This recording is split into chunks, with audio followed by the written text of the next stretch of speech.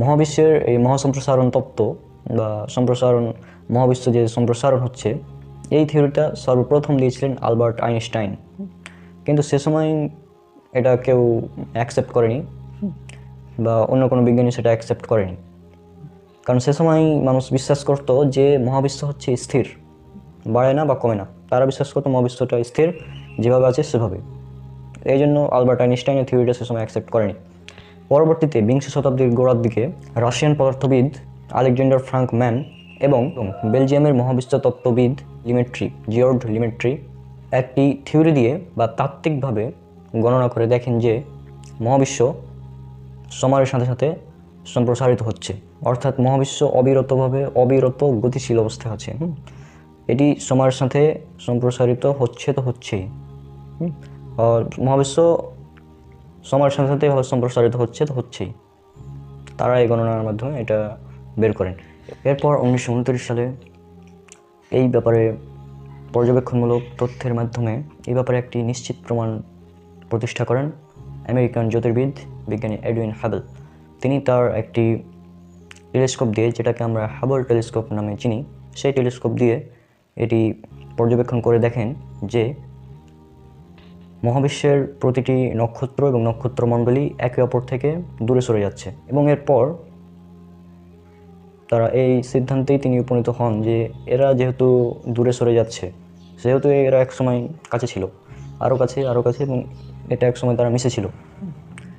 এবং এটার পরেই বিগ ব্যাং থিওরিটাও আপনার সবাই মানতে শুরু করে, কারণ এর আগে বিগ ব্যাং থিওরিকেও অনেকে গ্রহণ করেনি। এই আবিষ্কারের পরেই বিগ ব্যাং থিওরিকে সমর্থন করে অন্যান্য বিজ্ঞানীরা, এবং সাথে সাথে সম্প্রসারণশীল মহাবিশ্ব তত্ত্বটাও তারা সমর্থন করে। বিখ্যাত বিজ্ঞানী স্টিফেন হকিং, তিনি তার বিখ্যাত বই ব্রিফ হিস্ট্রি অফ টাইম, এই বইয়ে উল্লেখ করেন যে এর চেয়ে যুগান্তকারী আবিষ্কার জ্যোতির্বিদ্যার ক্ষেত্রে দ্বিতীয় আর কোনো আবিষ্কার নেই। এরপর 2011 সালে আরও দুজন মার্কিন বিজ্ঞানী এই থিওরির উপর আরও গবেষণা করেন এবং তারা এর জন্য নোবেল পুরস্কারও পেয়েছিলেন।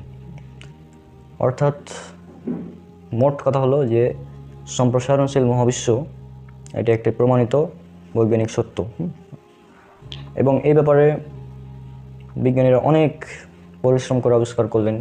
এগুলা অনেক থিওরি, অনেক গবেষণা, পর্যবেক্ষণ ইত্যাদির মাধ্যমে। কিন্তু এটা পবিত্র কোরআনে 1500 বছর আগে আল্লাহ সুবহানাহু ওয়া তাআলা উল্লেখ করে দিয়েছেন। এবার আমরা দেখি পবিত্র কোরআনে সেই তথ্যটি কোথায় উল্লেখ করা আছে।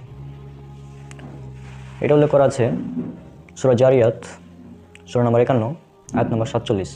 এই আয়াতে আল্লাহ সুবহানাহু ওয়া তাআলা বলছেন, والسماء بنيناها بأيد وإنا لموسعون।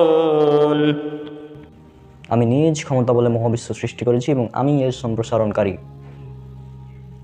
অর্থাৎ আল্লাহ সুবহানাহু ওয়া তাআলা নিজ ক্ষমতা বলে মহাবিশ্ব সৃষ্টি করেছেন এবং তিনিই এর সম্প্রসারণ করছেন। বিজ্ঞান 1929 সালের পরে আবিষ্কৃত হলো যে বিষয়টা, সেই বিষয়টা আজ থেকে 1500 বছর আগে পবিত্র কোরআনে খুব সুন্দরভাবে উল্লেখ করা আছে এই তথ্যটি, যে মহাবিশ্ব সম্প্রসারণশীল। তো আশা করি বিষয়টা আপনারা বুঝতে পেরেছেন।